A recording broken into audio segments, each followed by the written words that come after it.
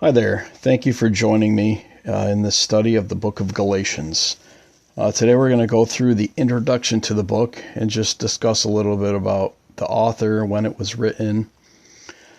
With very few exceptions, all of Paul's letters were written to meet an immediate need and were not detailed essays which he sat down to write in the peace and quiet of his study.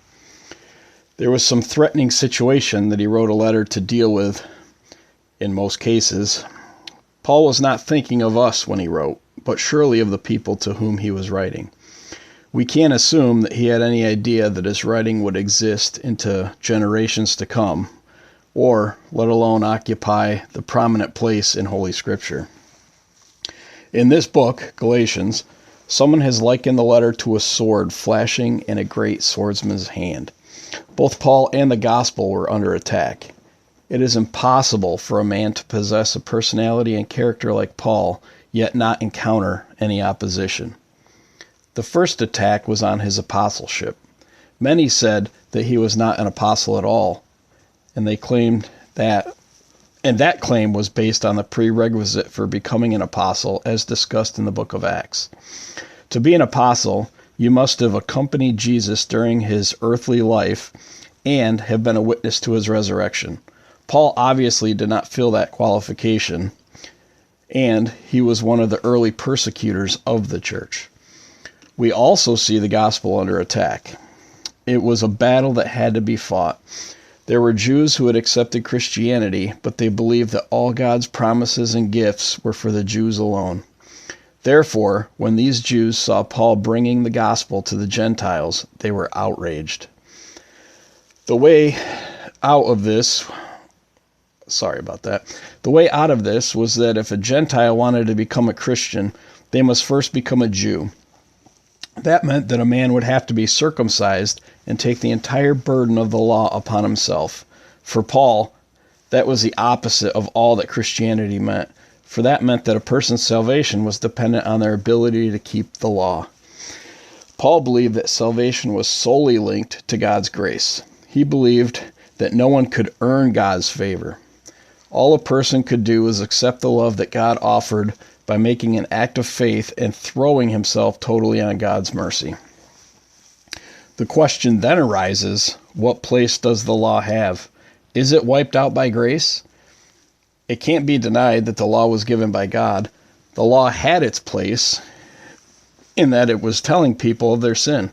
If there was no law, man could not break it. Secondly, and I believe it's the most important, the law drives a person to God's grace.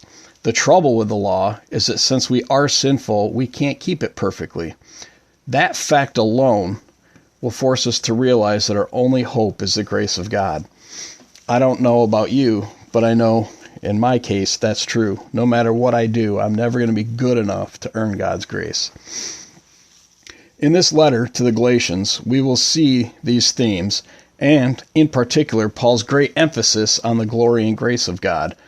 We will realize that we can never save ourselves. Galatian gets its title from the region in Asia Minor, where the churches addressed are located. It is the only one of Paul's epistles specifically addressed to churches in more than one city. There is no reason to question the internal claims that Paul wrote Galatians.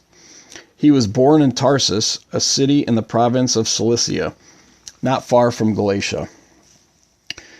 He was schooled under the famous Rabbi Gamaliel, and he received thorough training in the Old Testament scripture and in all of the rabbinic traditions at Jerusalem. He was a member of the Pharisees, and he was one of first century Judaism's rising stars. The course of Paul's life took a sudden turn when, on his way to Damascus from Jerusalem to persecute Christians, he was confronted by the risen, glorified Christ. We can find this encounter in Acts 9.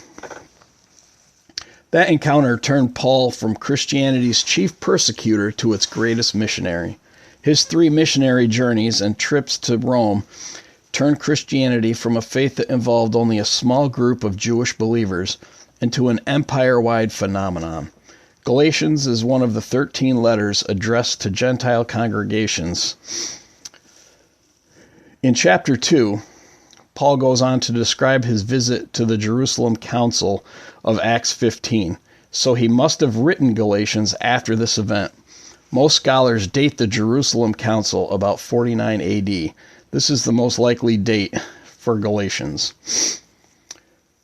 In Paul's day, the word Galatia had two distinct meanings. In a strict ethnic sense, Galatia was the region of Asia Minor inhabited by the Galatians. They were a Celtic people who had migrated from Gaul, which is modern-day France, in the 3rd century BC. The Romans conquered the Galatians in 189 BC, but allowed them to have some measure of independence until 25 BC, when Galatia became a Roman province. Then they incorporated many regions not inhabited by the Galatians. In a political sense, Galatia came to describe the entire Roman province, not only the part inhabited by the ethnic Galatians. The two uses of the word Galatia makes it more difficult to determine who the actual recipients of this epistle were. Some people believe that it refers to the churches in the northern Galatia region. Some believe it encompasses the entire region. Because neither Acts nor Galatians mentions any city or people from northern, which is the ethnic Galatia, it is reasonable to believe that Paul addressed this epistle to the churches in the southern part of the Roman province. Acts, the book of Acts, tells us that Paul founded the churches in this area. And that's Acts 13:14. Paul wrote Galatians to counter Jewish false teachers who were undermining the central New Testament doctrine of justification by faith. Ignoring the express decree of the Jerusalem Council, which you can read about in Acts 15 if you're unfamiliar with the Jerusalem Council, they spread the dangerous teaching that Gentiles must first become Jews and submit to all the Mosaic law before they could become Christians. Galatians provides us valuable historical information about Paul's background, including his 3-year stay in Arabia, which Acts actually doesn't mention at all, his 15-day visit with Peter after his stay there, his trip to the Jerusalem Council, and his confrontation with Peter. The central theme of this book, much like Romans actually, is justification by faith. The doctrine is the heart of the gospel, and Paul defends it both in its theological and practical ramifications. He also defends his position as an apostle, since, as in Corinth, false teachers tried to undermine his credibility. The main theological themes of Galatians are very similar to those of Romans. Thank you for being with me for this introduction.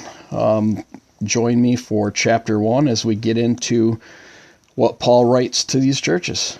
Thank you very much.